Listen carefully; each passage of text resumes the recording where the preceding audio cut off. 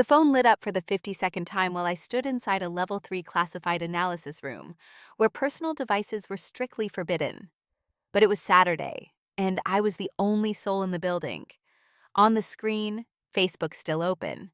A shaky video played. My sister's wedding reception. Crystal champagne flutes shattering against Italian marble. A groom in a $1,000 tuxedo screaming words that could never be unsaid.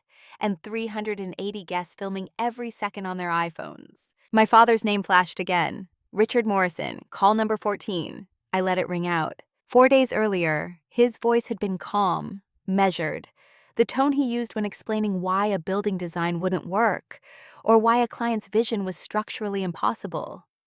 Catherine, you're a brilliant woman in your field, but in social situations, you make people feel uncomfortable. Bella's wedding is the most important event of our lives. The Ashford family will have 150 guests, people from the Hamptons, Martha's Vineyard, Nantucket. One small mistake could ruin everything. You understand, don't you? I understood. I understood that their perfect day, the one without me, was collapsing in real time. And somehow, I had become the person they needed. What they didn't know? I had seen this coming, I just hadn't expected it to happen this fast. The desert outside Fort Huachuca stretched endlessly under the Arizona sun, heat waves distorting the horizon into liquid silver. I had chosen this place precisely because it was the opposite of Dallas. No pretense, no performance, just data and duty. Here, my inability to make small talk at cocktail parties didn't matter. My tendency to notice micro-expressions and behavioral patterns made me valuable instead of weird. I replayed the video one more time, watching Preston Ashford III's face flush crimson as he grabbed the microphone, the way his fingers trembled, the slight sway in his posture. Blood alcohol level probably 0.15, maybe higher, pupils dilated. Classic signs of impaired judgment mixed with suppressed rage finally finding release. Behind him, my father stood frozen, mouth slightly open, the color draining from his face in a way I'd only seen once before, the day my mother's oncologist delivered the stage 4 diagnosis. Mom found the notebook that night. She didn't laugh or tell me to stop being strange. She held me close, and her voice was soft when she spoke. You see things other people don't see, Kate. That's a gift, but the world won't always understand it. She died when I was 11. Breast cancer, stage 4, 8 months from diagnosis to the end. Dad remarried 18 months later. Diane Hartley was 32, a former catalog model for a mid-tier cosmetics brand. Beautiful in the way fashion magazines worshipped, symmetrical features, blindingly white smile, the kind of woman who knew exactly how to angle her body to make her legs look 3 inches longer in photographs. The first time she met me, she gripped my shoulders with long fingers, nails painted bright crimson, and said, "We need to do something about this hair, Catherine, and your posture. You slouch too much." I was 13, I was grieving.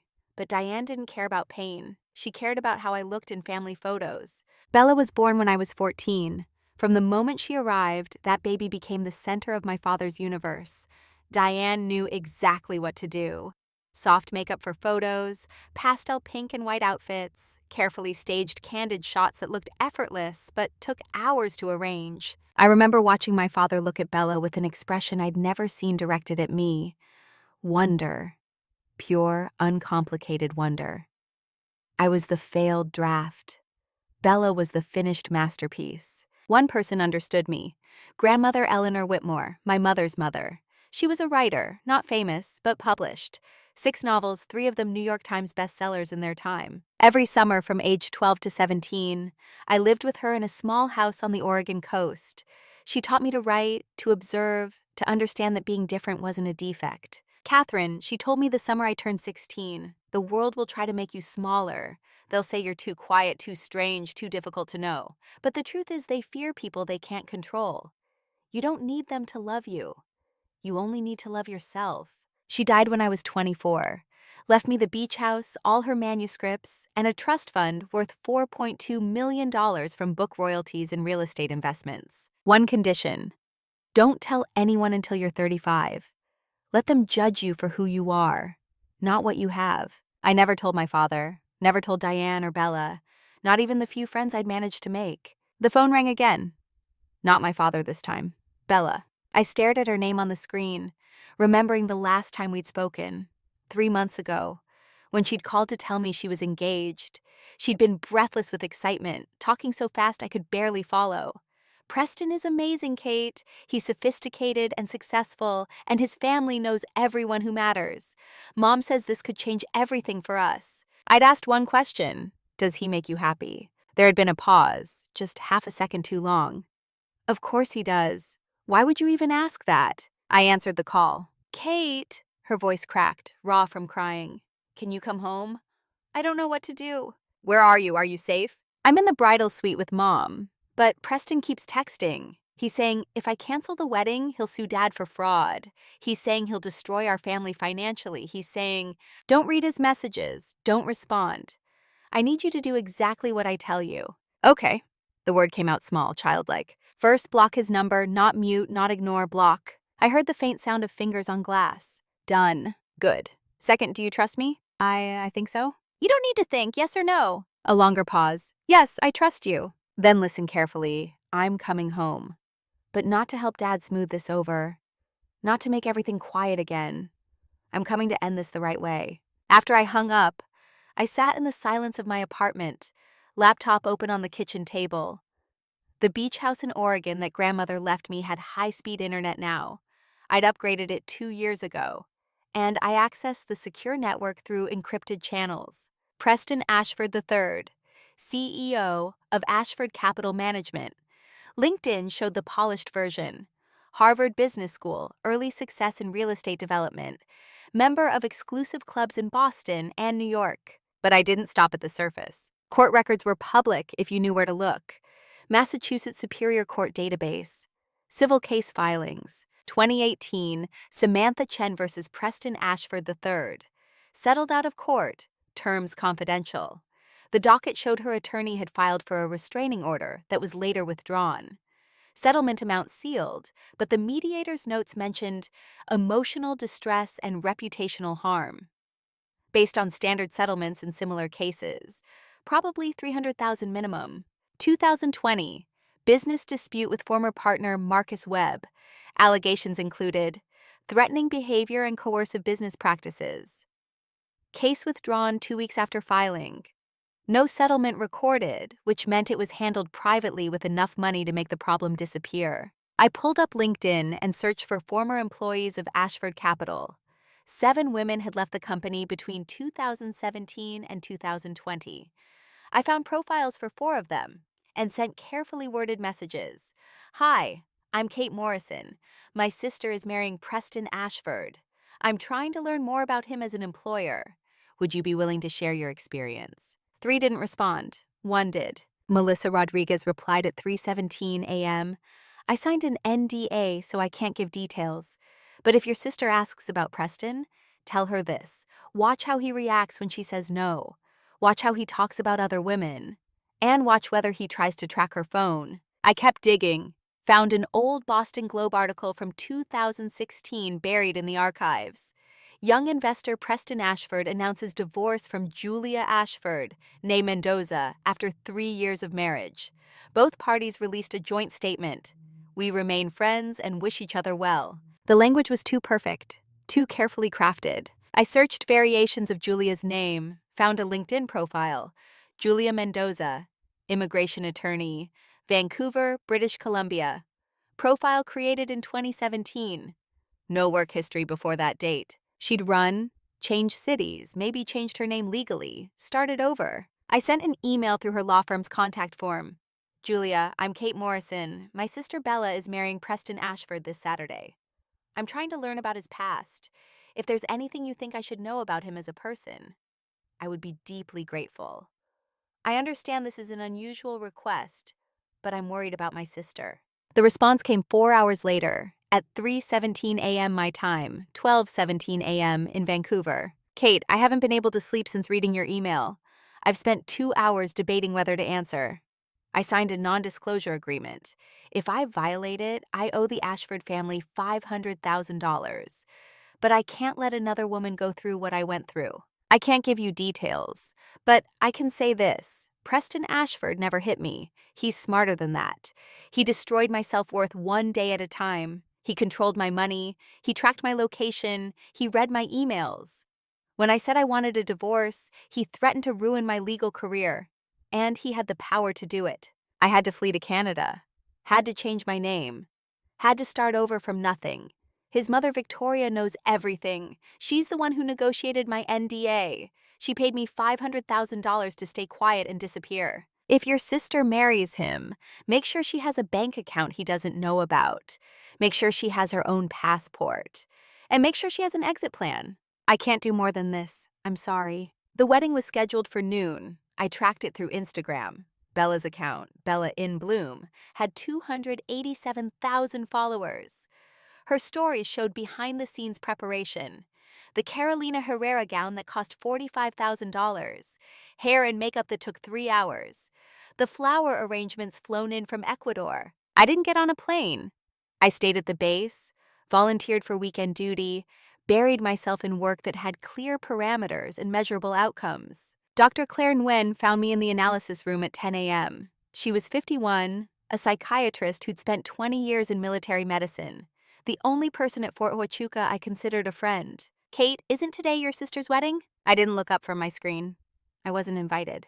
I'm sorry, what? My father said I would make people uncomfortable. She pulled up a chair, sat down without asking.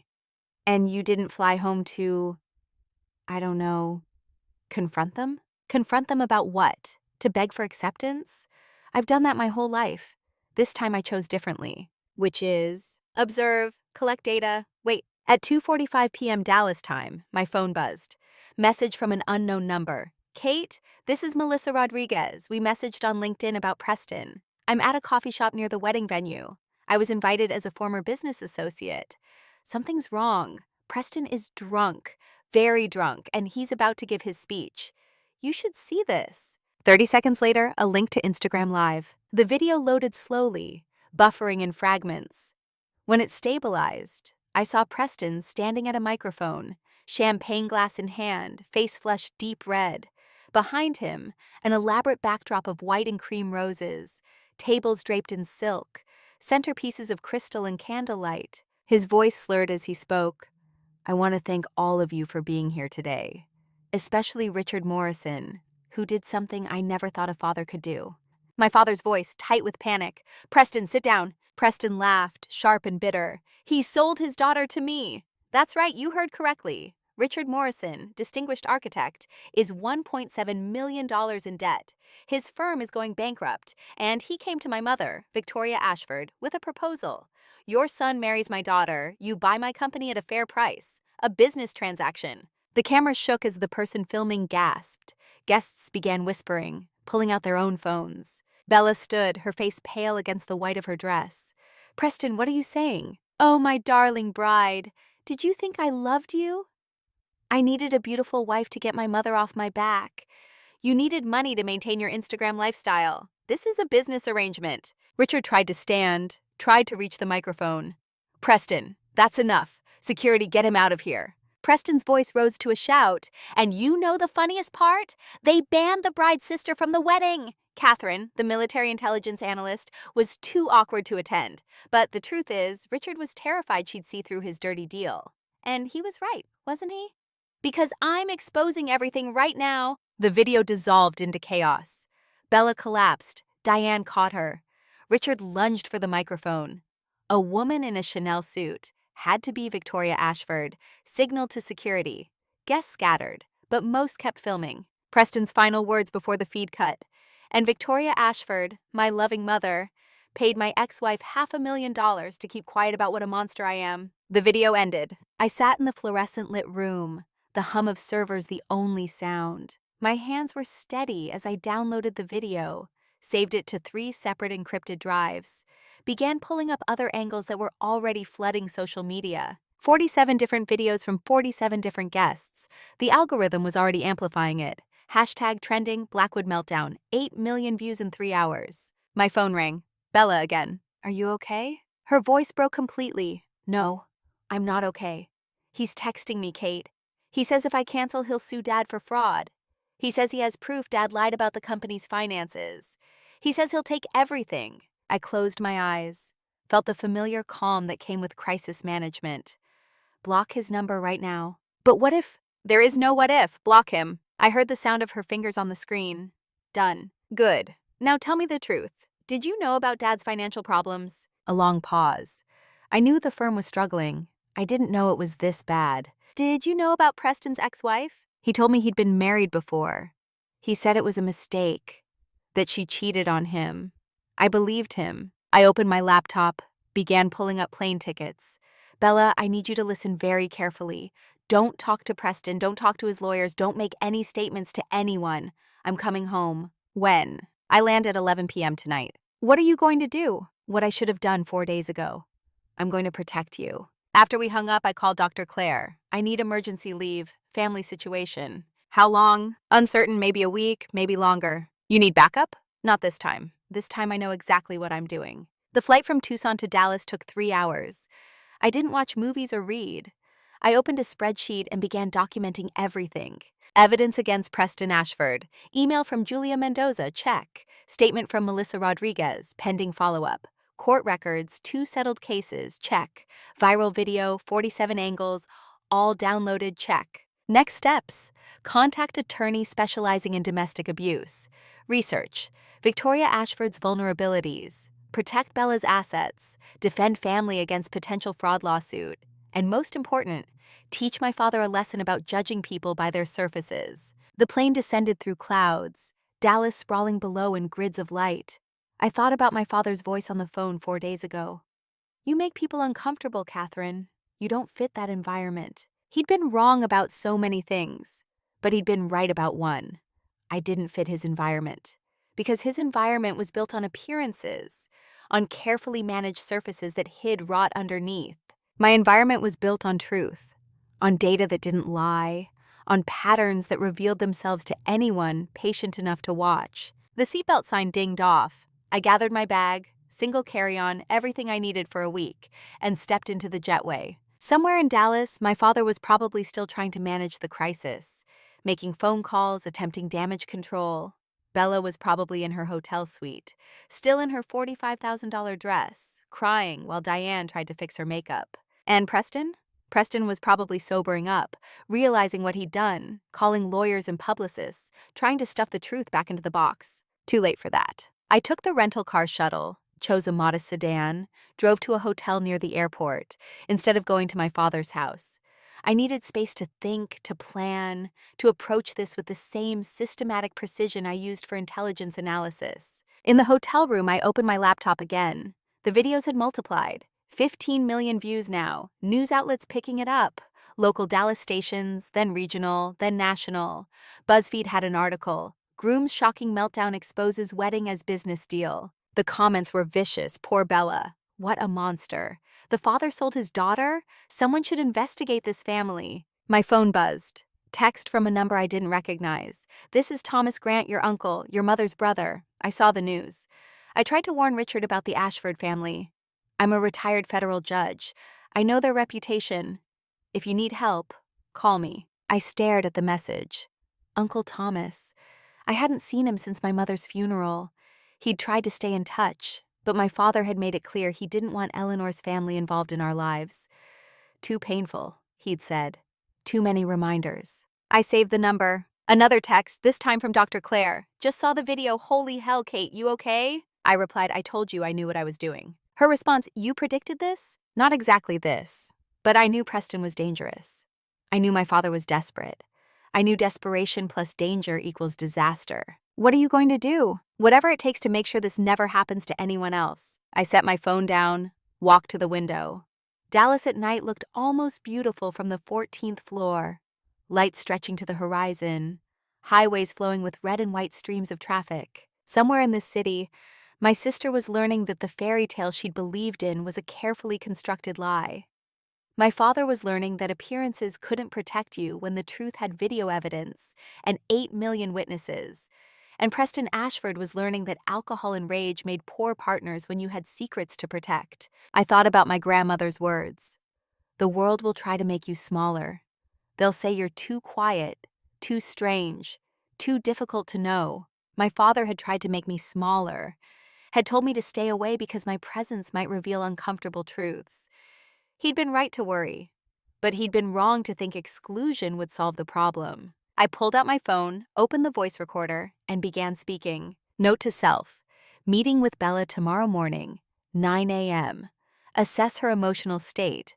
Determine if she's ready to leave Preston permanently, or if she's still in the bargaining phase. Meeting with Dad, tentatively scheduled for afternoon, depending on his willingness to acknowledge reality. Research Victoria Ashford. She's the real power player here. Preston is just her attack dog. If we're going to end this, we need to neutralize her. I paused, thought about Julia Mendoza in Vancouver, starting her life over at 32 years old. Thought about Melissa Rodriguez, too scared to give her real story. Thought about the girl who jumped from a building in 2018. I'd found the obituary during my research: Anna Martinez, age 23, former intern at Ashford Capital. The official story called it suicide due to depression, but the timing was suspicious. 3 weeks after she'd filed an HR complaint, 2 weeks after Preston's lawyers contacted her family. Note to self, I continued. Find out who represented Anna Martinez's family. Find out if there's any documentation of what really happened. This isn't just about protecting Bella anymore. This is about stopping a pattern. I ended the recording, plugged my phone into charge, and lay back on the hotel bed. Sleep didn't come easily. My mind kept circling back to the moment in the video when my father's face had gone pale, when he'd realized his carefully constructed deal was being demolished in real time. Part of me felt vindicated. See, Dad, I wasn't the problem. Your judgment was the problem. But another part of me, smaller and quieter, just felt sad. Sad that it had come to this. Sad that he'd valued appearances so much, he'd traded his daughter's safety for financial stability.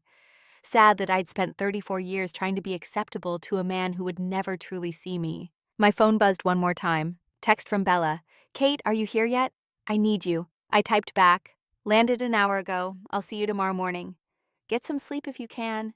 Everything is going to be different now. She replied immediately. Promise? I stared at that single word for a long time before answering. Yes, I promise. Because I wasn't coming back as the awkward daughter who needed to be managed, or the inconvenient sister who made people uncomfortable. I was coming back as the intelligence analyst who knew how to find patterns, who knew how to document evidence, who knew how to dismantle threats one careful step at a time. They'd wanted me to stay invisible. They'd wanted me to disappear into the desert and leave them alone with their perfect surfaces and hidden rot. But I'd spent my whole life being invisible. I'd spent my whole life watching from the corners, taking notes, learning how systems worked and how they broke. Now it was time to use everything I'd learned. The last thing I did before finally falling asleep was send an email to Uncle Thomas. This is Kate Morrison. I could use your help. Can we meet tomorrow? His reply came within 5 minutes. Name the time and place. I've been waiting for this call for 23 years. Outside, Dallas continued its weekend rhythms, oblivious to the small dramas playing out in hotel rooms and family homes. But inside this room, inside my mind, a plan was taking shape.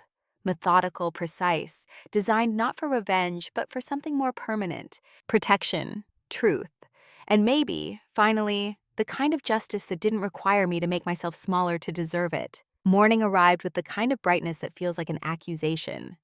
I woke at 6, showered, dressed in clothes that said professional but not military.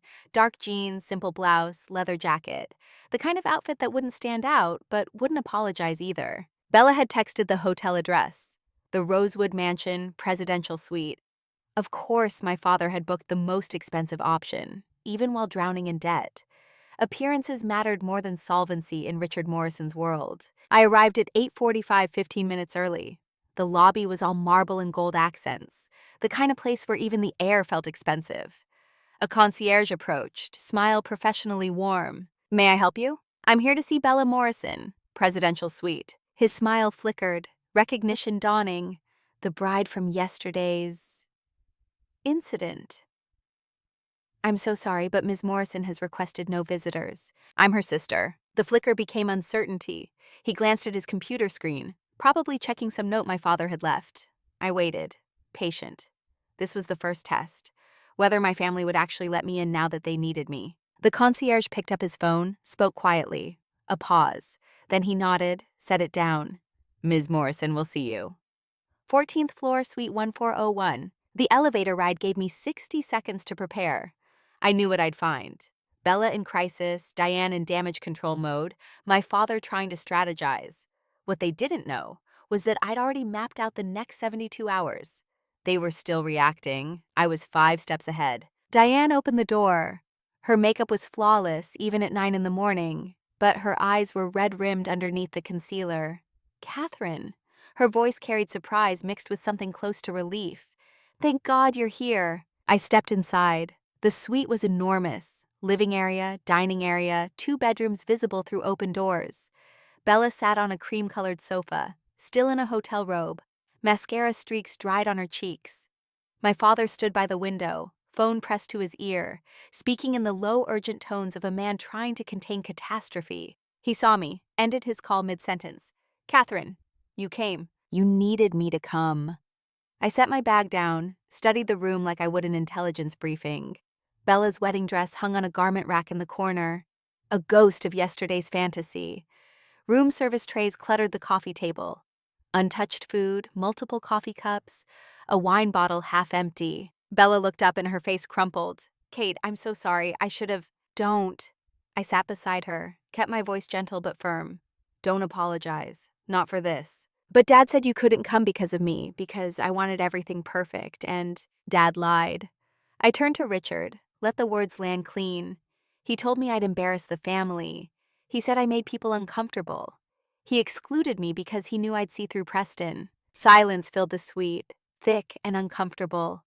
Diane's hand went to her throat, fingers touching the pearl necklace she always wore when stressed. Richard's jaw tightened. That's not entirely fair, isn't it? I pulled out my phone, opened my notes. 4 days ago, you told me I didn't fit the Ashford environment. You were right. I don't fit environments built on lies. Catherine, this isn't the time. This is exactly the time. I stood, faced him fully. Preston's meltdown wasn't random. He's an alcoholic with a pattern of abusing women. His ex-wife fled to Canada. His company has settled multiple harassment cases. A 23-year-old intern died under suspicious circumstances, 3 weeks after filing an HR complaint. All of this information was publicly available if anyone bothered to look. But you didn't look, did you, Dad? You saw money and connections and decided that was enough. Bella made a small sound, something between a gasp and a sob. An intern died? Anna Martinez. I pulled up the obituary on my phone, showed it to her, jumped from her apartment building. Official ruling was suicide due to depression. Her family received a $2 million settlement from Preston's company 2 months later. Diane sank into a chair. Oh my God. Richard's face had gone pale, but his voice held defensiveness. I didn't know any of this. You didn't want to know. I kept my tone level, factual. You were $1.7 million in debt. Preston's mother offered to buy your company for $2.5 million. That's an $800,000 profit plus debt relief. All you had to do was provide a beautiful wife. It was a business decision. Don't say it like that. He ran a hand through his graying hair. I thought Preston genuinely cared for Bella. Victoria assured me. Victoria Ashford paid Preston's ex-wife $500,000 to sign an NDA and disappear. She's protected her son from consequences his entire life. Why would she suddenly develop ethics for your daughter? The question hung there. Bella started crying again, quiet tears that dripped onto her white hotel robe. I sat back down beside her, lowered my voice. Bella, I need to ask you something, and I need you to answer honestly. Has Preston ever hurt you? She shook her head. Not physically. Emotionally? A long pause. He gets angry sometimes. About small things. If I post on Instagram without asking him first, he says I'm being disrespectful. If I spend money, even my own money, he wants receipts. He checks my phone sometimes, says it's because we shouldn't have secrets. My stomach tightened, but I kept my expression neutral. Did he ever threaten you? Her hands twisted in her lap. Once. We were arguing about my career. I wanted to start a sustainable fashion line. He said influencers who try to become businesswomen usually fail, that I should focus on being a good wife. I got upset and said maybe we should postpone the wedding. He grabbed my wrist, not hard enough to bruise, but hard enough to scare me. He said if I embarrassed him by backing out, he'd make sure no brand would ever work with me again. Then he apologized, bought me a bracelet that cost $15,000, said stress was making him irrational. I looked at Diane, who had gone very still. Did you know about this? Bella didn't tell me. Her voice was barely audible. I knew Preston could be demanding, but I thought that was normal for successful men. I thought she just needed to learn how to handle him. Handle him. I repeated the words carefully, like he's a difficult client instead of an equal partner. Diane's eyes filled with tears, makeup finally starting to crack. I just wanted her to be secure, to have the life the life you had to perform for. I didn't raise my voice, but the words cut deep. The life where being beautiful and agreeable was the only currency that mattered. Richard stepped forward. That's enough, Catherine. Your mother and I. Diane isn't my mother, and my mother would have seen through this in 5 minutes. The truth detonated in the quiet suite. Bella's crying stopped, shock replacing grief. Diane's face crumpled completely. Richard looked like I'd slapped him, but I wasn't finished. My mother taught me to see people, not performances. She taught me that being different wasn't the same as being wrong. And she taught me that love without respect is just control with better marketing. I looked at each of them in turn. Preston doesn't love Bella. He never did. He needed a trophy wife to satisfy his mother and maintain his image. Bella needed financial security to maintain her lifestyle. Dad needed money to save his failing company. Everyone got what they wanted except the one thing that actually matters: genuine care for another human being. Bella's voice came out small, broken. What do I do now? I pulled out a business card I'd prepared that morning, my Uncle Thomas's contact information. You call this number. He's a retired federal judge and my mother's brother. He specializes in family law. You tell him everything Preston ever said or did that made you uncomfortable. He'll help you file for an annulment and, if necessary, a restraining order. An annulment? Diane stood abruptly. But the marriage hasn't even been consummated. They can just end it? They were never actually married. I gestured toward the window, where Dallas stretched below. The ceremony happened, but Preston's speech happened before you signed the marriage license. No signature, no legal marriage. Bella's eyes went wide. We're not married? Check with the officiant. But based on Texas law, if the license wasn't signed and filed before the public declaration of fraud, the marriage is void. You're legally single. For the first time since I'd arrived, something like hope crossed her face. Richard sank into a chair, suddenly looking every one of his 61 years. What about the lawsuit? Preston's lawyers called this morning. They're claiming I misrepresented the company's financial status. They want their money back plus damages. Did you misrepresent it? I may have been optimistic in my projections. In other words, you lied. I didn't soften it. Did you put anything in writing? Just preliminary emails, nothing binding. Forward them to me. I'll have Uncle Thomas review them. If they pursue this, we'll countersuit for attempted coercion and conspiracy to commit fraud. Preston's public confession gives us leverage. What confession? Diane asked. The part where he admitted on camera that this was a business arrangement, not a genuine marriage. That makes him complicit in the fraud, if there was fraud. Any lawsuit he files implicates him equally. Richard stared at me like he'd never seen me before. How do you know all this? I analyze threats for a living, Dad. I find patterns, assess vulnerabilities, develop countermeasures. This isn't that different from intelligence work. It's just personal instead of national. He stood, walked to the window, spoke without turning. I really did think you'd be uncomfortable at the wedding. I would have been, but not for the reasons you believed. I would have been uncomfortable watching my sister marry a man with a documented history of abuse. I would have been uncomfortable watching my father sell her safety for financial solvency. I would have been uncomfortable being silent while everyone pretended this was about love. When did you become so what? Cold? I finished for him. I'm not cold. I'm clear. There's a difference. Cold would be leaving you all to figure this out alone. Clear is showing up with solutions even after being told I wasn't wanted. Bella stood, crossed to me, threw her arms around my neck. I'm so sorry, Kate. I'm so sorry I didn't fight for you to be there. I was so focused on everything being perfect that I forgot what actually matters. I hugged her back, felt her shaking. Hey, this isn't on you. You were manipulated by people who should have protected you. Including me, Diane said quietly. I pushed you toward Preston because he represented everything I thought mattered. Money, status, the right connections. I didn't ask if he was kind. I didn't ask if you felt safe. I turned to her, saw genuine remorse in her eyes for the first time I could remember. That's something you can change going forward. My phone buzzed. Text from Uncle Thomas. Got your message. I can meet today at 2 p.m. My office or neutral location. I replied, hotel lobby, Rosewood Mansion downtown. Bring paperwork for annulment and restraining order. His response came immediately. Already prepared. See you at 2. I looked at Bella. My uncle will be here at 2. Until then, you don't communicate with Preston at all. Not text, not email, not social media. If he shows up, you call hotel security. If his lawyers contact you, you say nothing except, I'm represented by counsel. Understand? She nodded. And you, I turned to Richard, need to gather every document related to the company sale. Every email, every contract draft, every financial statement you showed the Ashfords. Thomas will need all of it. What are you going to do? Research. I picked up my bag. I want to know everything about Victoria Ashford. Her businesses, her boards, her vulnerabilities.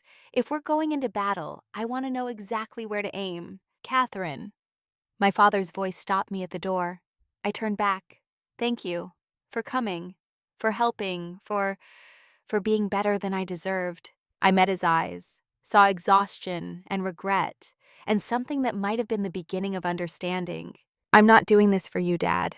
I'm doing it for Bella. And for every other woman who might cross paths with Preston Ashford in the future. But maybe when this is over, we can talk about why you thought excluding me was the answer. I left before he could respond. In the elevator, descending back to ground level, I allowed myself one moment of something that felt like vindication. They'd wanted me gone because I made people uncomfortable. Because I saw too much, asked too many questions, didn't perform the right social scripts. But discomfort was just truth trying to surface. Questions were just intelligence gathering. And the scripts they valued so highly had been written to protect people like Preston. People who used charm to hide cruelty. Who leveraged money to buy silence. Who counted on everyone being too polite to call out the obvious. I'd never been good at polite. Never been good at pretending not to notice things. For 34 years, I thought that made me defective. Turned out it just made me effective. The hotel lobby was quiet. Late morning lull between checkout and lunch. I found a corner table in the attached cafe. Ordered coffee I didn't need. Opened my laptop. Victoria Ashford, time to meet my real opponent. Her public profile was immaculate. Chairman of 3 charitable foundations. Board member for the Museum of Fine Arts Boston. The Boston Symphony Orchestra, and Mass General Hospital. Philanthropist of the Year, Boston Magazine, 2019. Married to Lawrence Ashford for 41 years until his death from a heart attack in 2021. One son, Preston. But public profiles only showed what people wanted you to see.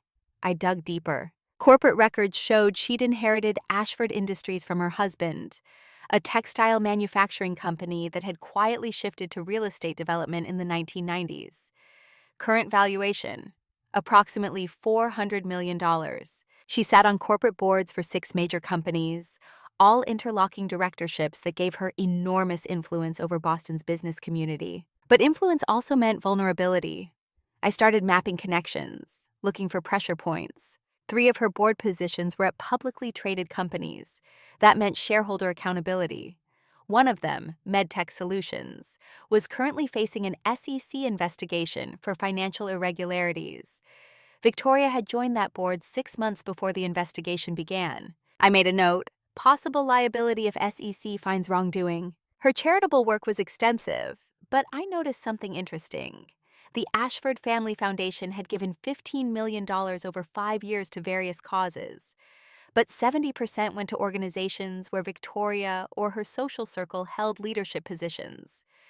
Charitable giving as social currency, not genuine philanthropy. Another note, potential IRS scrutiny if foundations primarily benefit donor class. I was 3 hours into research when my phone rang. Unknown number. This is Kate Morrison. A woman's voice, cultured accent, Boston Brahmin. Ms. Morrison, this is Victoria Ashford. I believe we should speak. I didn't hesitate. I agree. I'm at the Adolphus Hotel. Tea room, 4th floor. Can you meet me in 30 minutes? I can. Come alone, please. This conversation would benefit from privacy. She ended the call before I could respond. I sat back, mind racing through scenarios. This was either an attempt at intimidation and offer to negotiate, or reconnaissance to assess the opposition. Possibly all three. I texted Uncle Thomas. Victoria Ashford just called. Meeting her at Adolphus Hotel in 30 minutes. If you don't hear from me by 2 p.m., assume it went badly. His reply, do you want me there as backup? I typed, no. I need to see what she's willing to reveal when she thinks I'm alone. Then I gathered my things, settled my bill, and headed out to meet the woman who'd spent decades using money to bury truth. She didn't know it yet, but I'd spent decades learning how to excavate it. The Adolphus Hotel occupied a full city block in downtown Dallas. Its 1912 Beaux-Arts facade, a monument to old money and older power. I walked through revolving doors into a lobby that smelled of leather and lilies, where every surface gleamed with the kind of polish that required full-time staff. The tea room on the fourth floor was intimate, designed for conversations that required discretion. Wu-ho light filtered through tall windows, casting patterns across white tablecloths and bone china. Only 3 tables were occupied at 1:30 on a Sunday afternoon. Victoria Ashford sat alone at the corner table farthest from the entrance. She wore a navy St. John suit, pearls at her throat and ears. Her silver hair styled in a way that probably required weekly salon appointments. 63 years old, but carrying herself like someone accustomed to controlling every room she entered. She didn't stand when I approached. Her eyes tracked me from shoes to face, assessment cool and thorough. Ms. Morrison, please sit. I took the chair across from her, noting the escape routes. 1 main entrance, 1 service door visible through the kitchen window, fire exit likely behind the partition wall. Old habits from threat analysis training. A server appeared immediately, poured tea from a silver pot without asking if I wanted any. Victoria waited until we were alone again before speaking. You look like your mother. The observation landed like a test. I kept my expression neutral. You knew her? Briefly. Eleanor Whitmore once reviewed one of my foundation's grant applications. She was on an arts council board in the early 2000s. Very direct woman. Didn't suffer fools. She didn't. Victoria lifted her teacup, sipped delicately. I appreciate you coming on short notice. I imagine you're quite busy managing yesterday's unpleasantness. I folded my hands on the table. Let's not pretend this is a social call. What do you want? Her smile was thin, approving, direct, like your mother. Very well.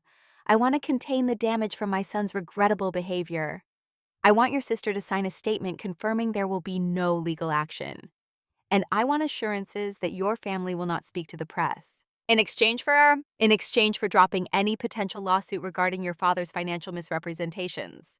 Additionally, I'm prepared to offer Bella $200,000 as compensation for emotional distress. I let the silence stretch, watching her face for micro-expressions.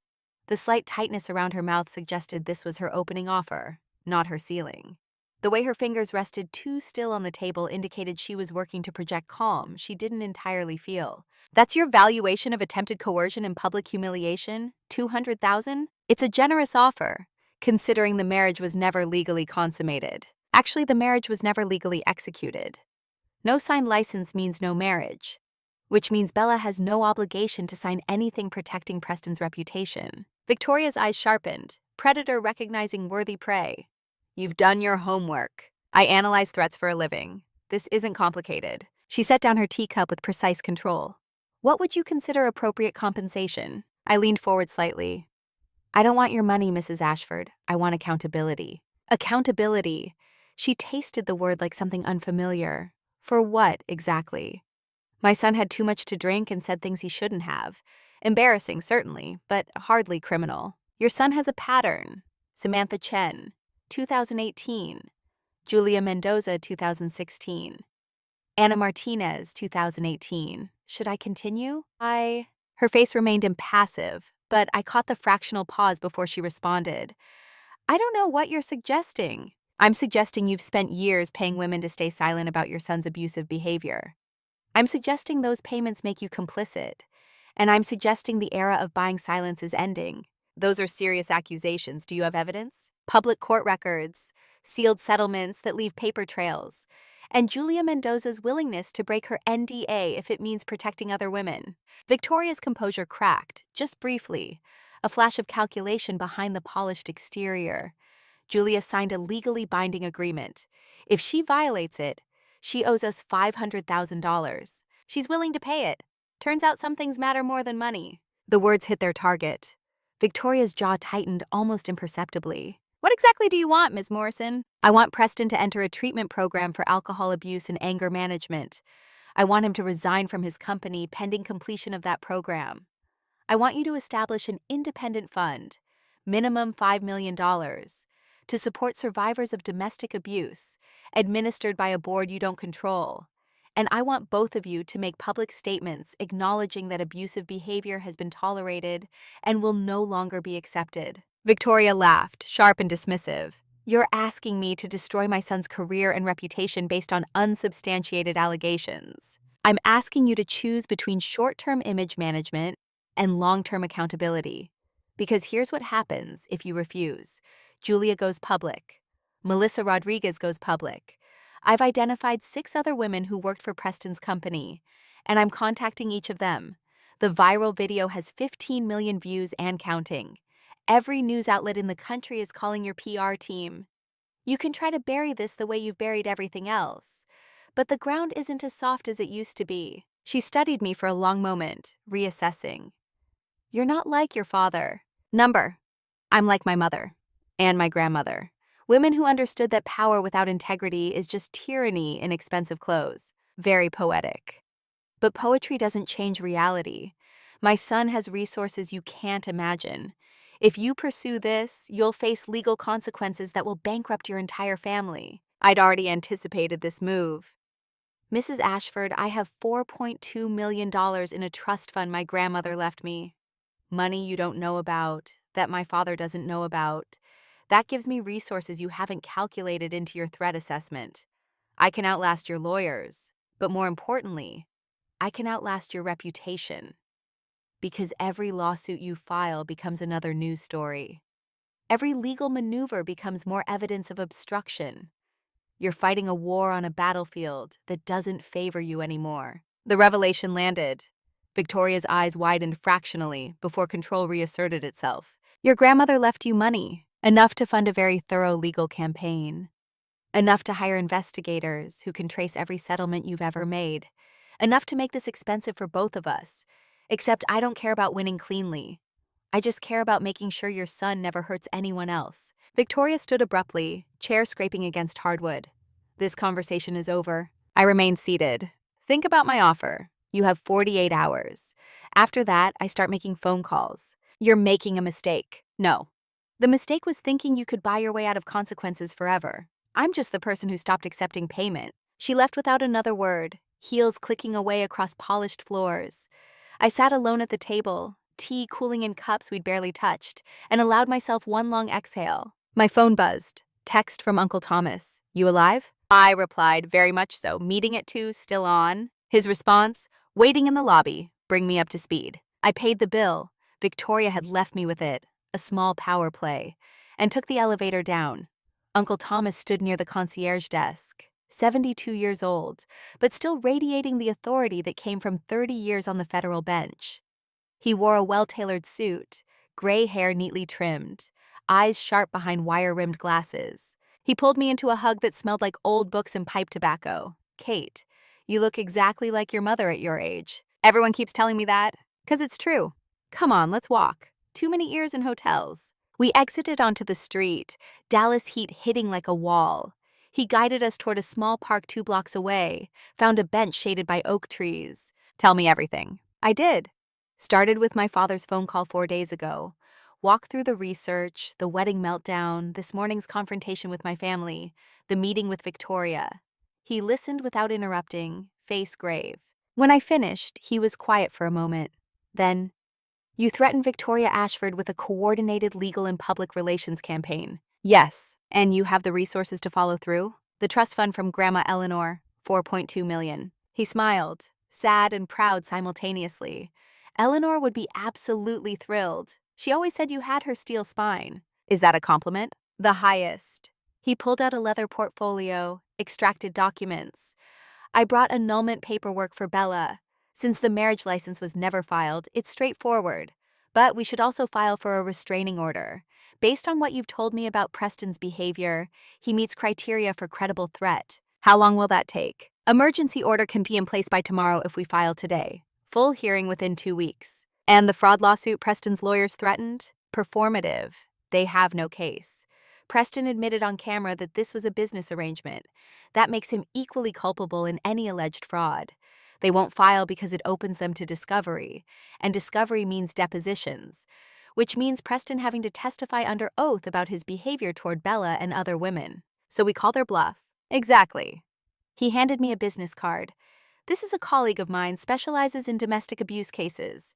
She's expecting Bella's call. She'll walk her through everything: documentation, safety planning, potential criminal charges if Preston violated any stalking or harassment laws. Thank you. Don't thank me yet. We're about to kick a hornet's nest. The Ashfords have been untouchable in Boston for 3 generations. They won't go down quietly.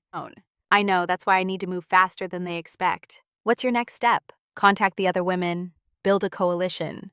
One voice is easy to dismiss. 7 voices with corroborated stories? That's a pattern. You'll need protection. Whistleblowers get targeted. I'm military intelligence. I know how to protect myself. He studied me carefully. Your father really told you not to come to the wedding because you'd make people uncomfortable? Word for word. That man is a fool. You make people uncomfortable because you see through their bullshit. That's a feature, not a bug. Grandma Eleanor used to say the same thing. She raised your mother right. And your mother would have raised you right if she'd had more time. He stood, adjusted his suit jacket. I'll get these documents filed within the hour. You focus on building your case against Preston. And Kate? Be careful. Powerful people do dangerous things when they feel cornered. I'll remember that. After he left, I pulled out my laptop, connected to my phone's hotspot, and began composing emails. 7 women, 7 carefully worded messages that balanced honesty with safety. Subject: Preston Ashford. Pattern of behavior. Dear name, my name is Kate Morrison. My sister Bella was supposed to marry Preston Ashford yesterday. The wedding ended when Preston had a public meltdown that was captured on video and has since gone viral. I'm reaching out because my research indicates you previously worked for or had a relationship with Preston. I'm trying to document a pattern of concerning behavior to protect other women in the future. I understand you may have signed an NDA. I'm not asking you to violate it, but I am asking if you'd be willing to speak with an attorney who specializes in domestic abuse cases about what legal protections might exist for breaking ND, as in cases involving ongoing threats to public safety. This is confidential. Your participation is entirely voluntary.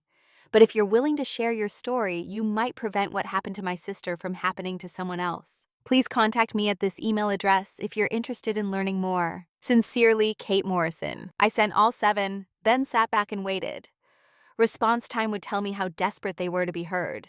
The first reply came within 20 minutes. Melissa Rodriguez. I'm in. What do you need from me? The second came an hour later from a name I didn't recognize. Sophia Laurent. I never thought anyone would ask. Yes, I'll talk. By evening, 5 of the 7 had responded affirmatively. 2 remained silent, which I understood. Fear was a reasonable response to power. I forwarded all the responses to Uncle Thomas's colleague, copied Bella so she'd understand she wasn't alone, and then allowed myself the luxury of exhaustion. It was nearly 7 p.m. I'd been moving on pure adrenaline since landing in Dallas. My phone rang. Dr. Claire Nguyen. I answered, "You're checking on me." "Damn right I am. You went radio silent after texting about meeting the Wicked Witch of Boston." "Are you intact?" "Mostly." I walked back toward my rental car, heels clicking on pavement. She tried to buy me off. I declined. She threatened legal retaliation. I threatened to expose 30 years of cover-ups. Standard negotiation. Jesus, Kate. You know you don't have to save the world single-handed. I'm not saving the world, just my sister. And maybe a few other women along the way. That's literally saving the world. Her voice gentled. When are you coming back to base? Unknown. This might take weeks. I can put in for leave, come to Dallas. You shouldn't be alone. I'm not alone. I have family here.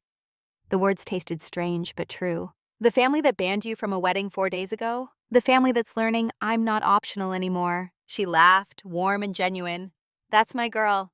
Listen, I pulled some strings. If you need anything, legal research, background checks, someone to verify military service records, let me know.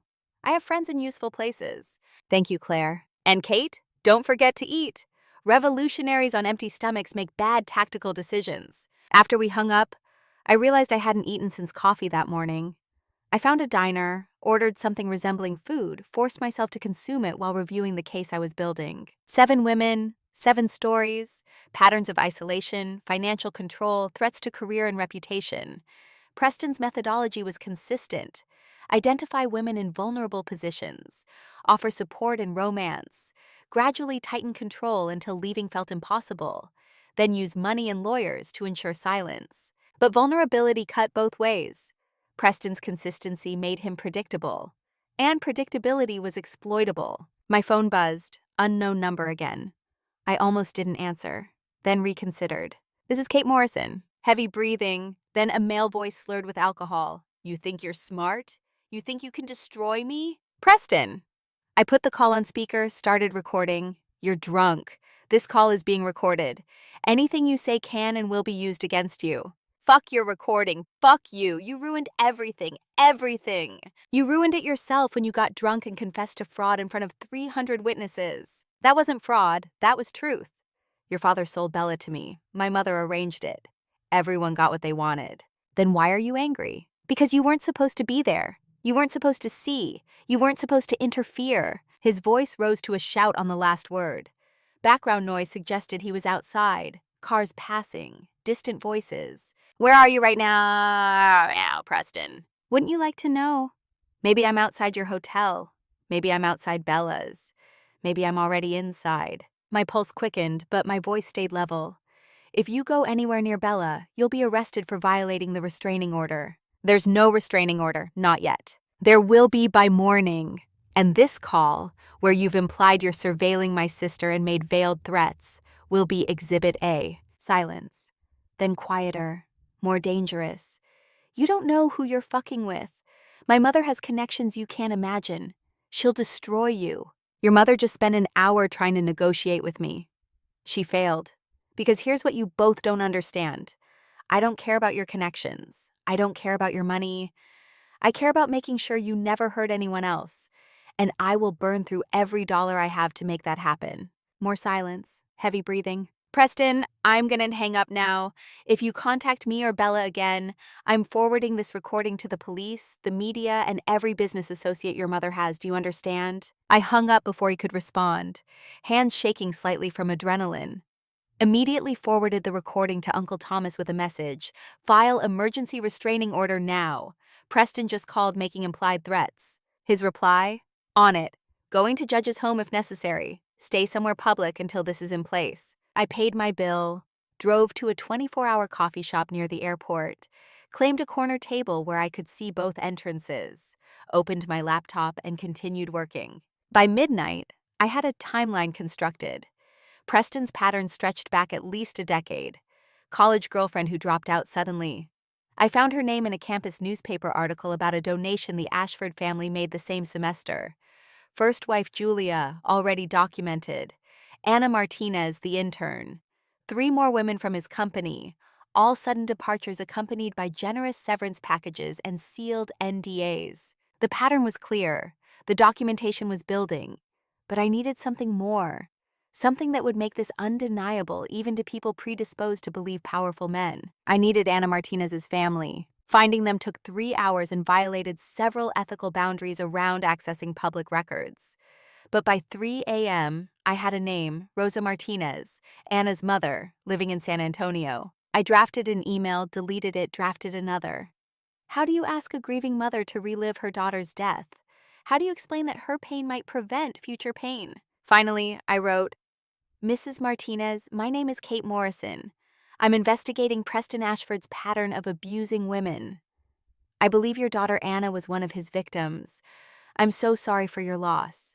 If you're willing to speak with me about what happened to Anna, it might help protect other young women.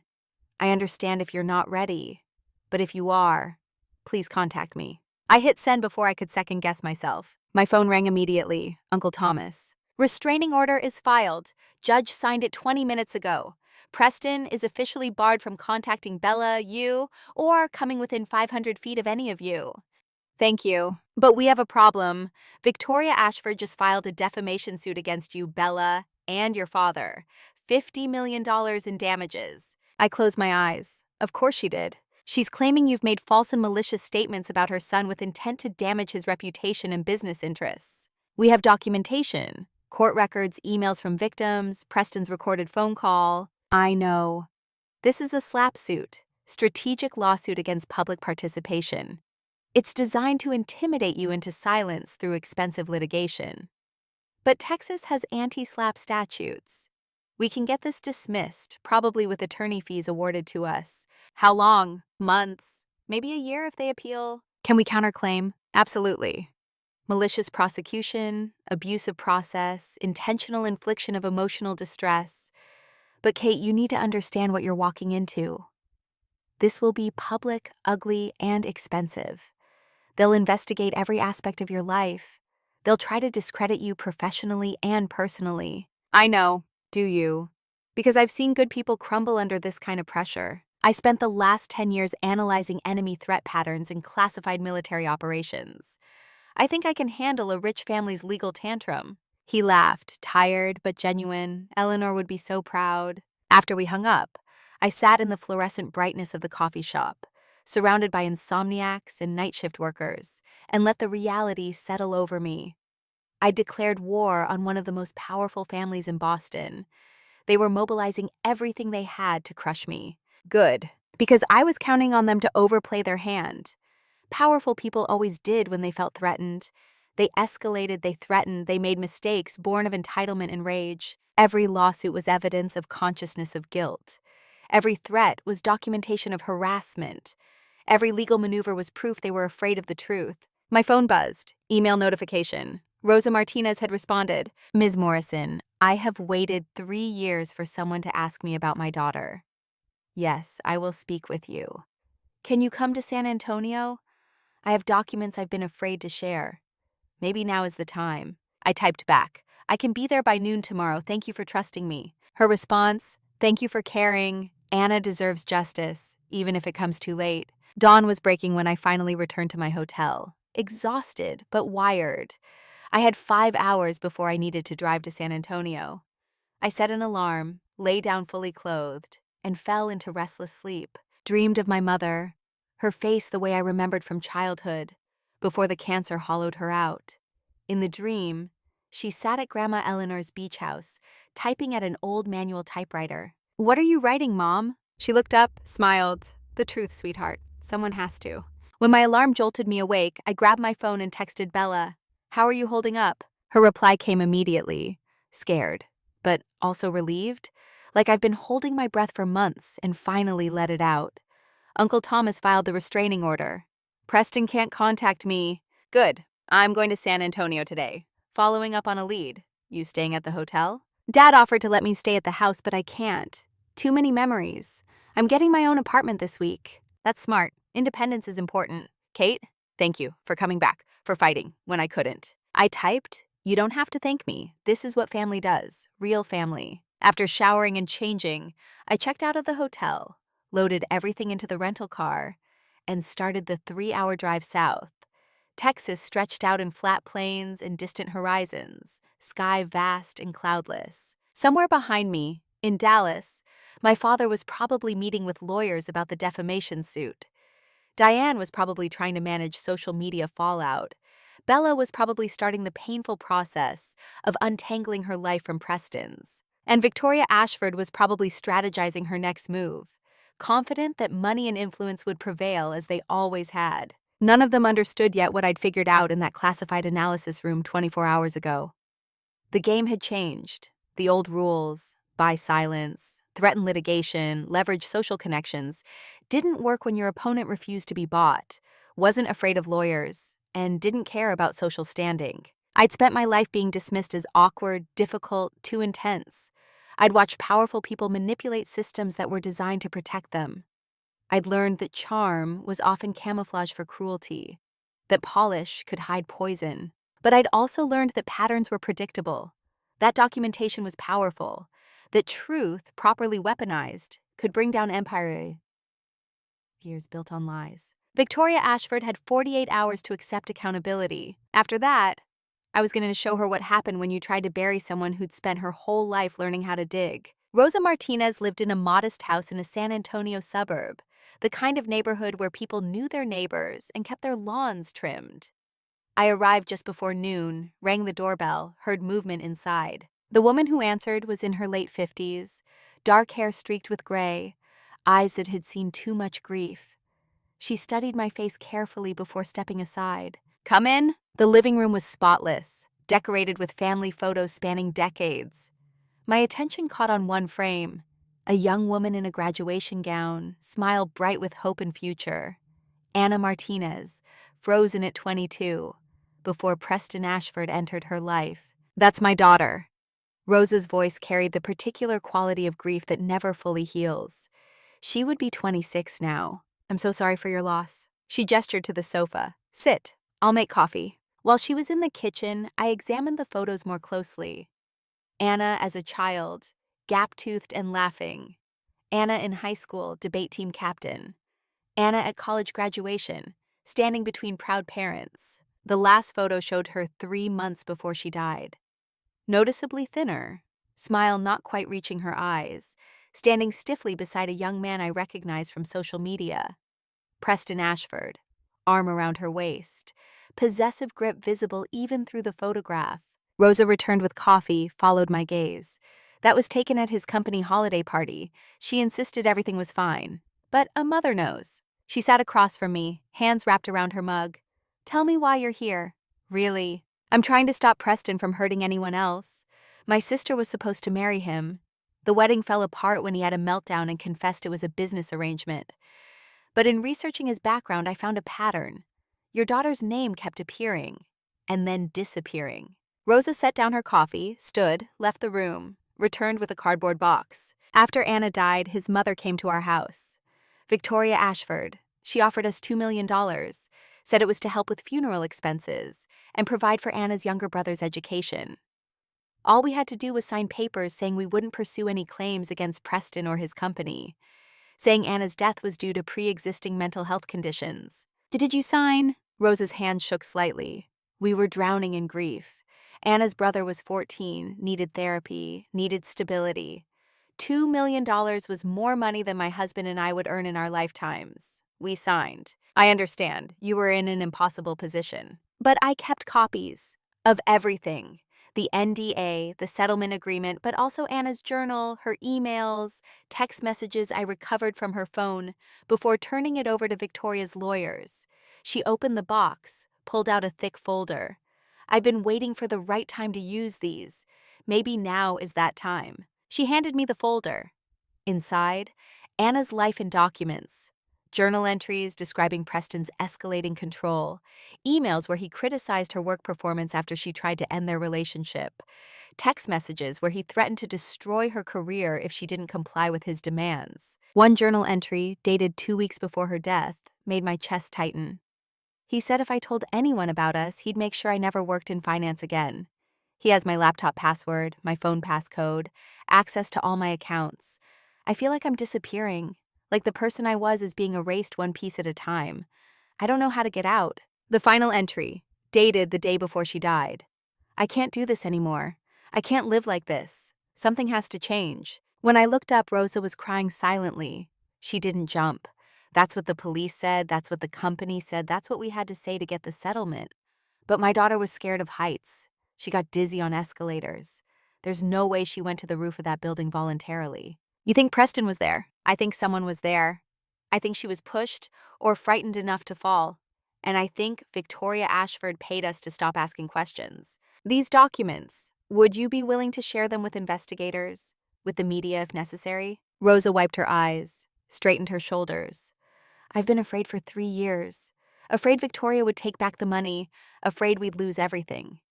But my daughter is dead. Money doesn't bring her back.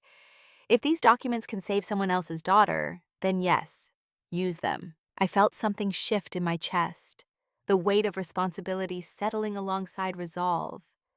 "Mrs. Martinez, I promise you, Anna's story will be told, and it will matter. We spent 2 more hours going through everything she'd saved. By the time I left San Antonio, I had enough evidence to build a criminal case for stalking, harassment, and potentially involuntary manslaughter. On the drive back to Dallas, I called Uncle Thomas. I need you to contact the DA's office in Boston. I have evidence suggesting Preston Ashford may have been involved in Anna Martinez's death. That's a serious allegation, Kate. I know, but I have documentation and a mother willing to testify. Send me everything. I'll reach out to the appropriate authorities. One more thing. Can you connect me with investigative journalists who specialize in corporate wrongdoing and abuse of power? You're going to the press. Victoria gave me 48 hours. That deadline passes tomorrow at 1:30 p.m. If she doesn't agree to my terms, I'm releasing everything to reporters who know how to use it. You're sure about this? Once it's public, there's no taking it back. I'm sure. Because every day we wait is another day Preston is free to find a new victim. After hanging up, I drove in silence, watching Texas landscape blur past. The sun was setting, sky painted in oranges and purples that would have been beautiful if my mind wasn't cataloging evidence and planning next moves. My phone buzzed. Text from Bella. Dad wants to talk to you. He says it's important. I replied, tell him I'll come by tomorrow morning. I need tonight to prepare. Her response, prepare for what? For war. Morning arrived with the weight of deadlines. I woke in my hotel room at dawn, the kind of early that came from adrenaline rather than rest. 24 hours remained before Victoria Ashford's window closed. 24 hours to finalize everything or commit to public warfare. I showered, dressed in what Dr. Claire used to call my armor, tailored black pants, crisp white shirt, blazer that said professional without trying too hard. The outfit I wore when briefing generals on threat assessments, when credibility mattered more than personality. My father had texted 3 times overnight. We need to talk, please. It's about the lawsuit. I drove to his house at 7 a.m., arrived before Diane would be awake, before the day's performance began. He answered the door in a bathrobe, coffee already in hand, looking like he'd aged a decade in 3 days. Come in. The house looked smaller than I remembered from childhood. Or maybe I'd just grown beyond it.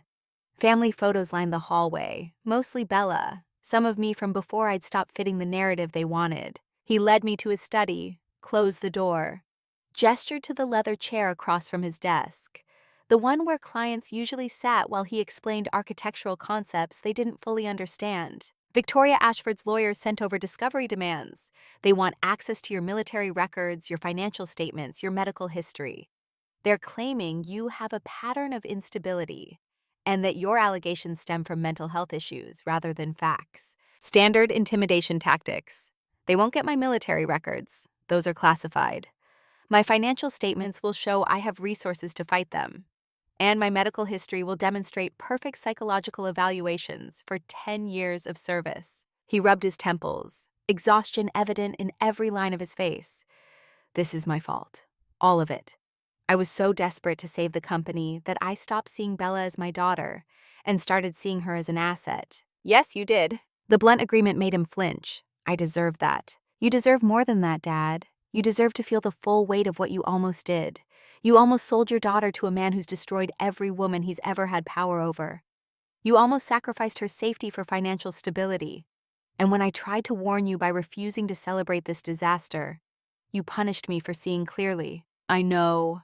His voice cracked. I know, and I have to live with that. But right now I need to know. Can we survive this lawsuit? Will we lose everything? Lose? I pulled out my laptop, opened the files I'd organized overnight. We're not going to lose. We're going to win. And then we're going to make sure the Ashfords never do this to anyone else. How? I have testimony from 7 women Preston abused. I have documentation from Anna Martinez's mother proving Preston drove a 23-year-old to her death. I have recorded threats from Preston himself. And I have Victoria's own words attempting to buy our silence. They filed a defamation suit, but truth is an absolute defense against defamation. We're not lying about Preston, we're revealing him. Richard stared at the screen, scrolling through documents with shaking hands. This girl, Anna, she was just a year older than Bella. Exactly. And if Rosa Martinez hadn't been too scared to speak up 3 years ago, Bella might never have been in danger. That's why we're not staying quiet now. What do you need from me? Stop protecting your image and start protecting your family. When reporters call, and they will call, you tell the truth. You admit you prioritized money over your daughter's safety. You take responsibility publicly. That will destroy my reputation. Your reputation deserves to be destroyed. But maybe you can build something better from the ruins. Something honest. He was quiet for a long moment, staring at a framed photo on his desk. My mother, young and laughing, before cancer and death and all his subsequent choices. When did you become so strong, Catherine? I've always been this strong. You just mistook quiet for weak. Diane appeared in the doorway, wrapped in a silk robe, face bare of makeup for once. I heard voices. She looked at me, eyes red. Kate, I owe you an apology. Several, actually. She moved into the room, sat on the edge of Richard's desk. I spent Bella's entire childhood teaching her that her value came from how she looked, who she attracted, what she could leverage. I turned her into the perfect target for someone like Preston because I taught her that love meant transaction. Recognition wasn't the same as redemption, but it was a start. What are you going to do differently? I'm going back to teaching, not private school where I used to work, but community college, kids who don't have advantages, who need someone to believe in them. And I'm going to tell Bella every day that she's worth more than her Instagram followers. That's a good beginning. My phone buzzed. Text from Uncle Thomas. 3 journalists confirmed for meeting at 10 a.m. They're ready to move fast if you give them the story. I stood, gathered my things. I have to go. Meeting with press in 3 hours. Richard stood too. What should we do? Be available, be honest, and brace for impact. This story breaks today whether Victoria agrees to terms or not. I left them sitting in the study, 2 people finally confronting the gap between who they'd pretended to be and who they actually were. The drive across Dallas felt surreal. Normal Monday morning traffic, people heading to work with their coffee and their podcasts, unaware that by afternoon their news feeds would be dominated by a story about power and abuse and the cost of silence. Uncle Thomas had arranged the meeting at his law office, neutral territory with conference rooms designed for confidentiality. I arrived early, used the time to organize my presentation. 3 journalists, each representing different outlets with different audiences. Maya Patel from the Boston Globe, investigative reporter who'd broken stories about institutional corruption. James Chen from the Washington Post, specialist in corporate malfeasance and white-collar crime. Sarah Williams from ProPublica, focused on systemic abuse and legal accountability. They arrived within minutes of each other. Seasoned professionals with notepads and recorders, and the particular intensity of people who smelled a major story. Maya spoke first. Uncle Thomas gave us the basics. You have documentation of a pattern of abuse by Preston Ashford spanning a decade? I do. I connected my laptop to the conference room screen, began walking through the timeline.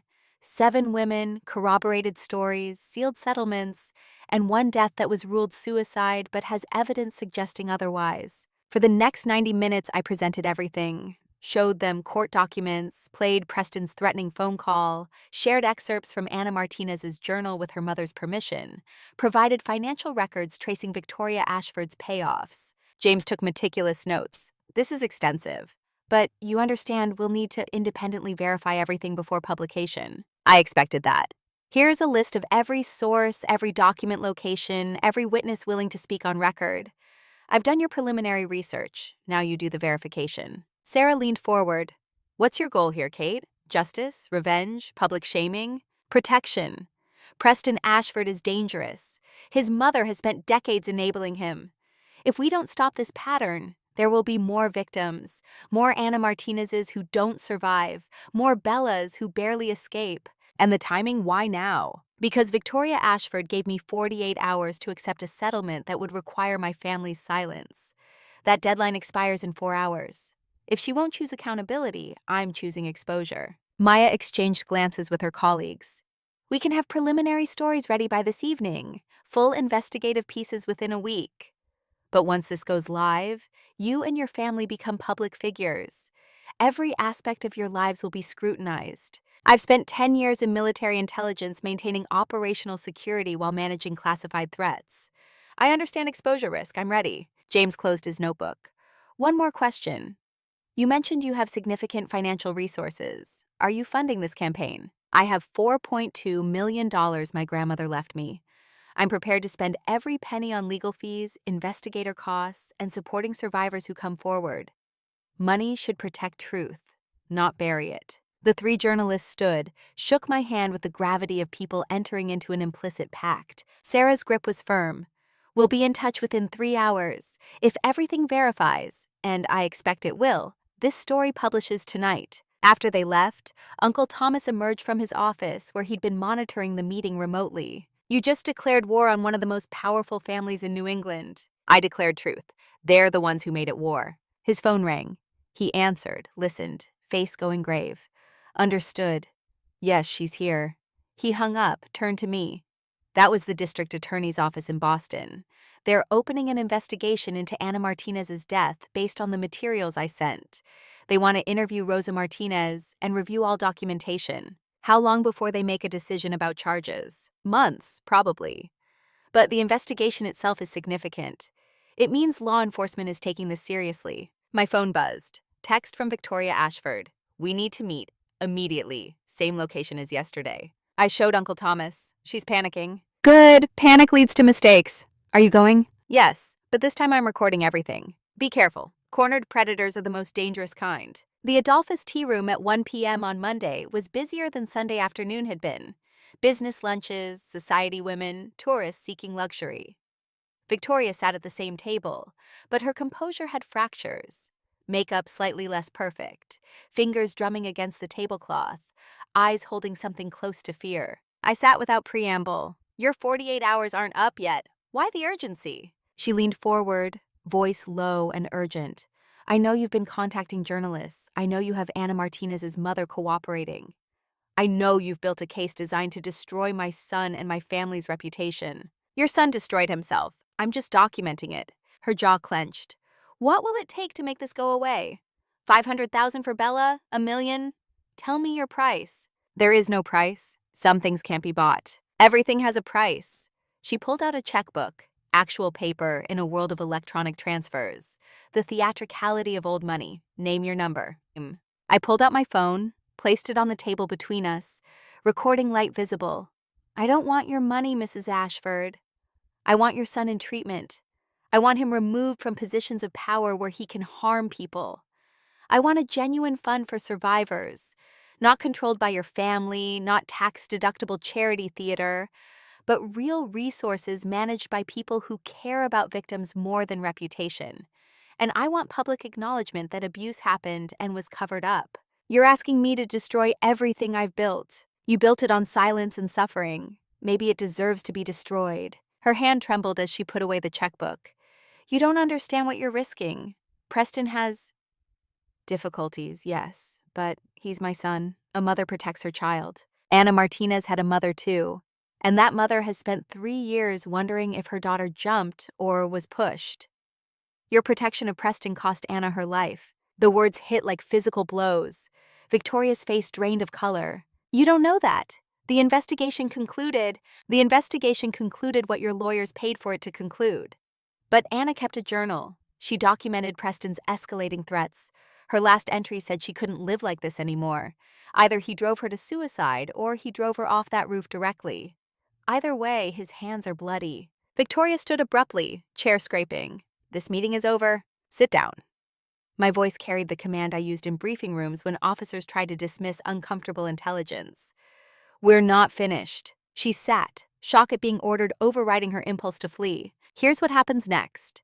In 2 hours, 3 major news outlets publish stories about Preston's pattern of abuse.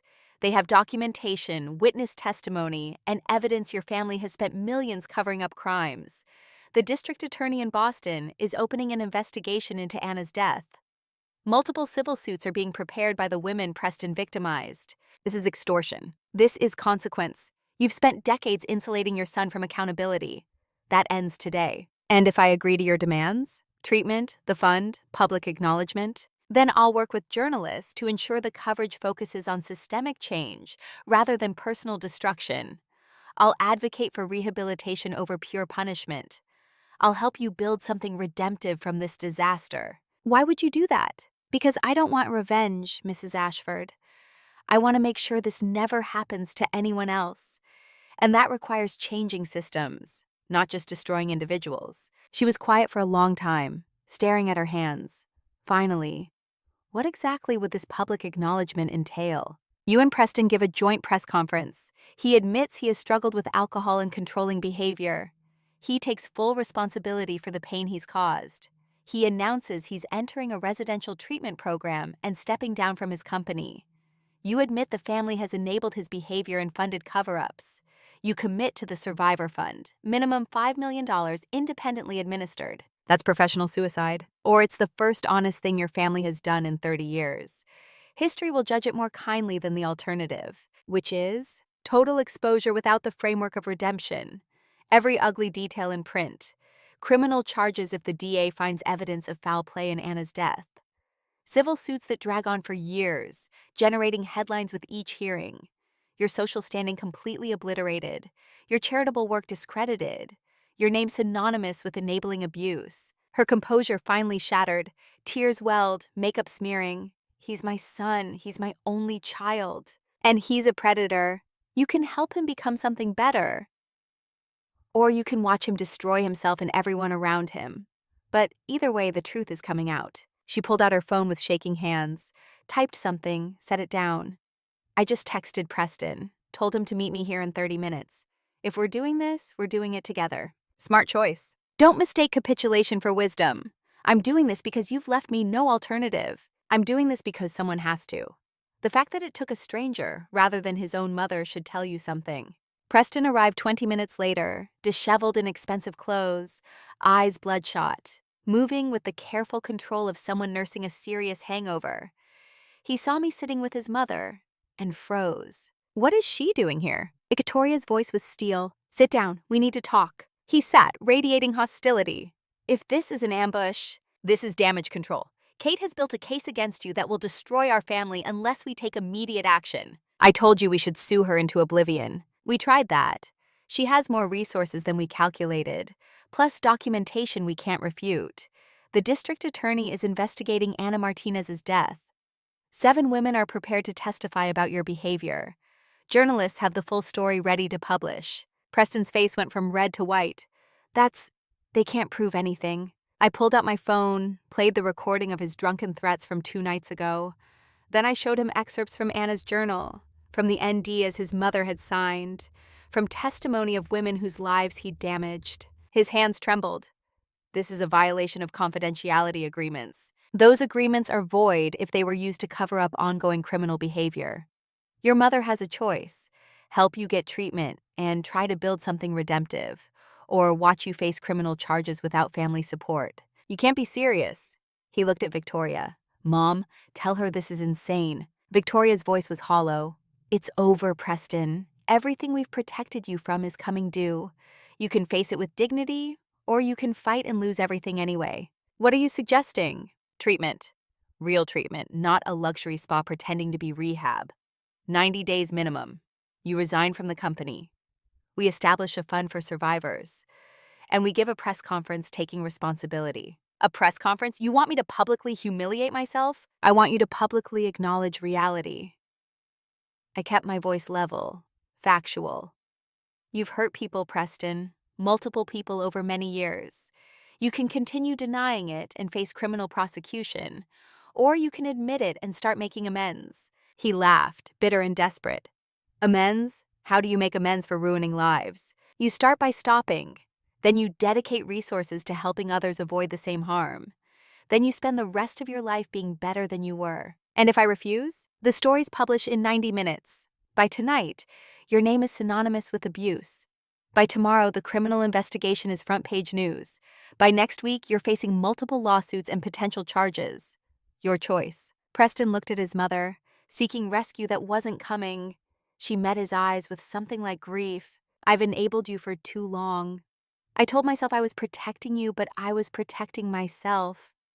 My image, my social standing, my belief that our family was above consequence. Kate is right. This ends now. He turned back to me, desperate. What guarantees do I have? How do I know you won't destroy me anyway? You don't. But I'm offering you a path that ends in redemption instead of pure destruction. Whether you take it is up to you. Silence stretched, broken only by ambient noise from other tables. Finally, Preston's shoulders sagged. What do I have to do? I pulled out documents Uncle Thomas had prepared, slid them across the table. Sign these. They commit you to 90-day inpatient treatment starting within 48 hours. They establish the Survivor Fund with independent oversight. They authorize a press conference where you read a prepared statement taking responsibility. He read through the papers, hands shaking. And if I do all this? Then the journalists focus their stories on systemic failure and paths to change, rather than destroying you personally. The DA's investigation proceeds, but your cooperation is noted. The civil suits may still happen, but you'll have demonstrated willingness to make amends. Preston picked up the pen, hesitated. This is the end of everything I've built. Number 1, I leaned forward, made sure he heard every word. This is the end of everything you've built on lies and coercion. What comes next depends entirely on whether you're capable of building something real. He signed.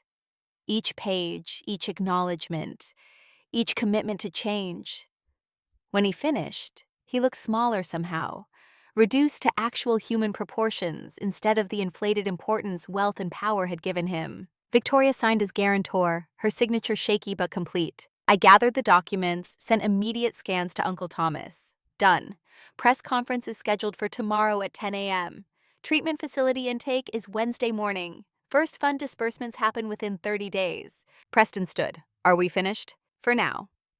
But Preston, if you violate any of these terms, if you approach any of the women you've hurt, if you try to manipulate the situation, everything I'm holding back gets released. Clear? Crystal. After they left, I sat alone in the tea room, feeling the weight of what had just happened. Not triumph, not vindication, just exhausted relief.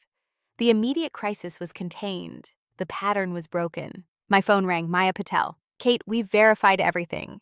But I just heard Preston Ashford is giving a press conference tomorrow. He is. Full acknowledgement of wrongdoing, commitment to treatment, establishment of Survivor Fund. So we hold the story? No. You publish tonight as planned, but you frame it as accountability finally happening rather than purely exposed journalism. You show that systems can change when pressure is applied. You orchestrated this entire thing, didn't you? I created circumstances where the truth was more valuable than the lie. The rest was just leverage. Smart and terrifying. Remind me never to cross you. Just tell the story right. Make sure Anna Martinez is remembered as a person, not just a victim. Make sure the other women's courage is centered. And make sure people understand this isn't about one bad man.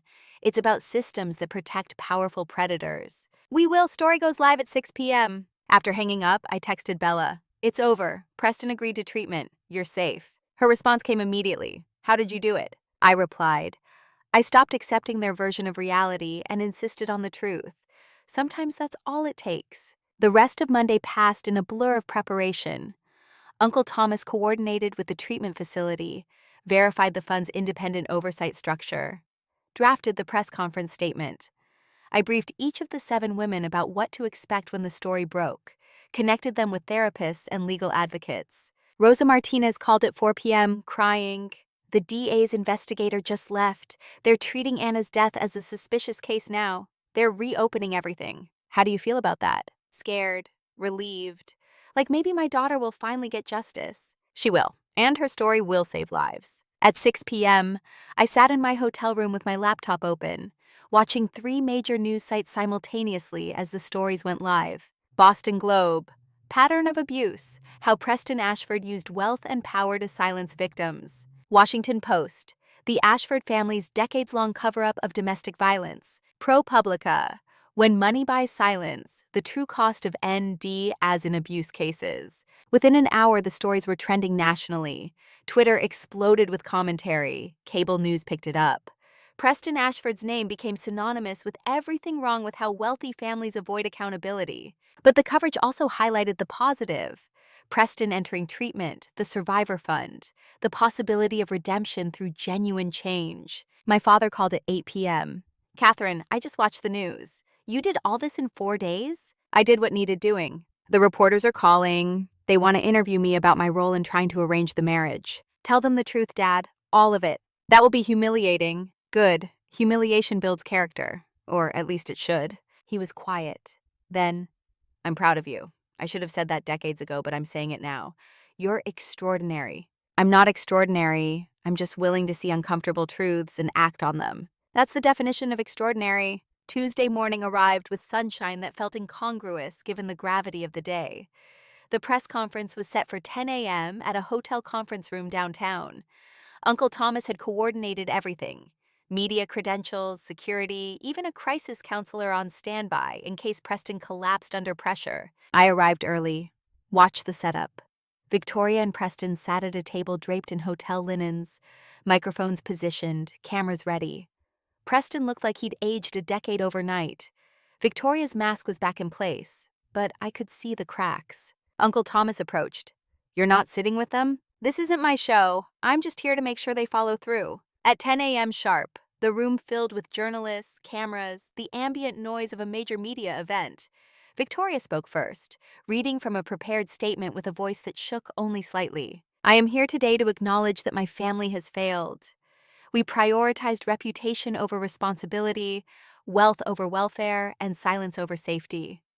My son Preston has harmed people. We have covered up that harm through financial settlements and legal intimidation. This was wrong. It was unconscionable. And it ends today." Preston took over, his statement more halting. "I have abused women who trusted me. I have used alcohol to excuse behavior that was inexcusable. I have leveraged my family's resources to avoid consequences. I am deeply sorry.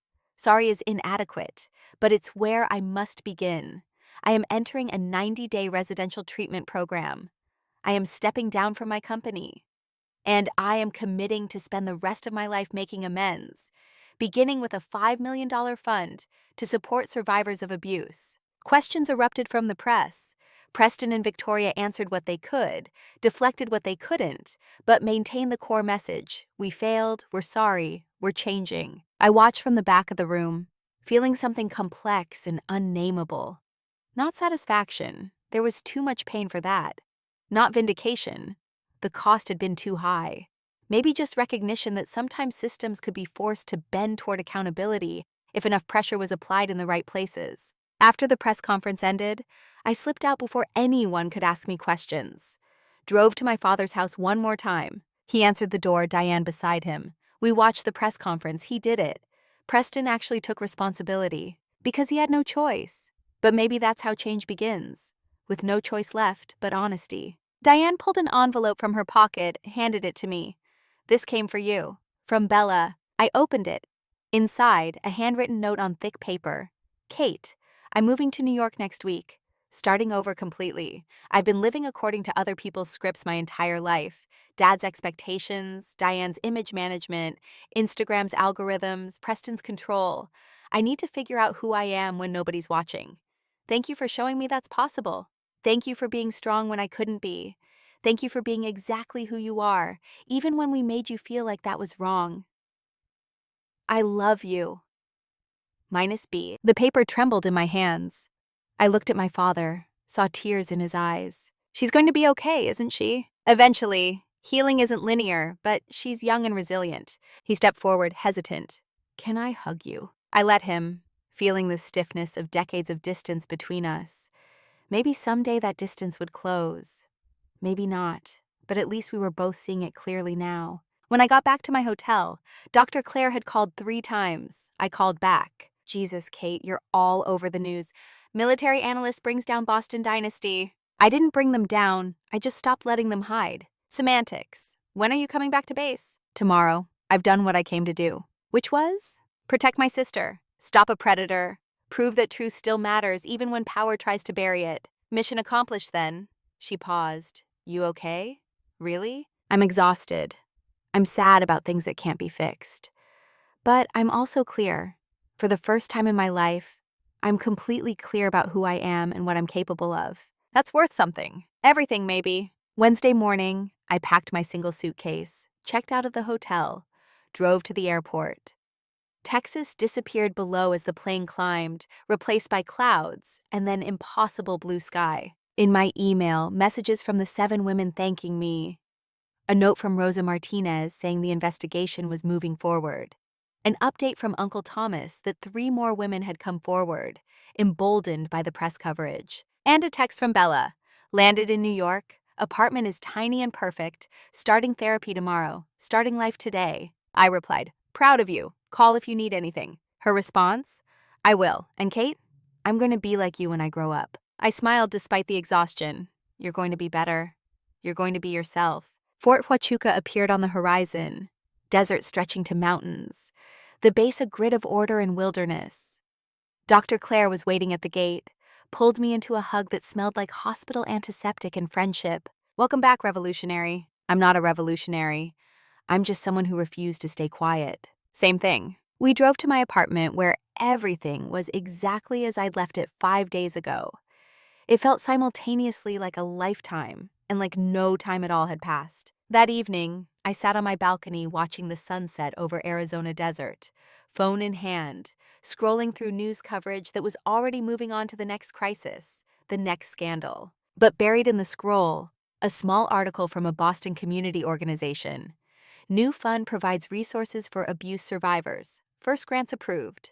5 women receiving money for therapy, legal fees, relocation costs. 5 women getting support instead of silence. Anna Martinez couldn't be saved, but maybe the fund created in the wake of her death would save someone else's daughter. Maybe that was enough. My phone buzzed. Unknown number. I almost didn't answer, then recognized the area code. Vancouver. This is Kate Morrison. Kate, this is Julia Mendoza. I saw the news. I saw what you did. The voice was warm, relieved, alive in a way that suggested healing was possible even after terrible harm. I want to help. With the fund, with supporting other survivors, with whatever comes next. I'd be honored to have your help. You know what the best part is? For 3 years, I've been terrified that speaking up would ruin my life. But watching Preston and Victoria take responsibility made me realize I already survived the worst thing. What comes next is just living. That's wisdom hard-earned. We talked for an hour, mapping possibilities, a support network for survivors, educational programs about recognizing abuse, legislative advocacy for reforming ND, as in harassment cases. When we finally hung up, darkness had fallen completely. Stars emerged in the clear desert sky, countless and patient. I thought about my grandmother Eleanor writing stories at her beach house, teaching me to see clearly and speak truthfully. Thought about my mother, stolen too young by cancer, but leaving behind lessons about courage and clarity. Thought about all the women who'd been silenced, who'd been told their stories didn't matter, who'd been paid to disappear. Silence wasn't protection. It was just slow suffocation. Speaking up was terrifying, but at least you could breathe while doing it. My phone lit up one more time. Text from my father. Thank you for not giving up on us, even when we deserved it. I typed back. I didn't do it for you, but maybe we can build something better now. His reply, I'd like to try. In the distance, a coyote called, wild and free. The desert answered with silence that was peaceful rather than empty. I'd spent 34 years being told I was too awkward, too intense, too uncomfortable to be around. I'd internalized that judgment, believing something was wrong with me rather than wrong with systems that valued performance over authenticity. But the last 5 days had taught me something. The people who call you difficult are usually just uncomfortable with their own dishonesty. The systems that exclude you are usually just afraid of what you'll reveal. And the moment you stop trying to fit into spaces that were never meant for you, you discover you're exactly the right size for the space you create. I wasn't going back to being invisible. Wasn't going to apologize for seeing things others missed. Wasn't going to make myself smaller so others could feel larger. I was going to keep doing the work. Analyzing threats, supporting survivors, speaking uncomfortable truths. Not because it was easy, but because someone had to. And it turned out I was very good at hard things.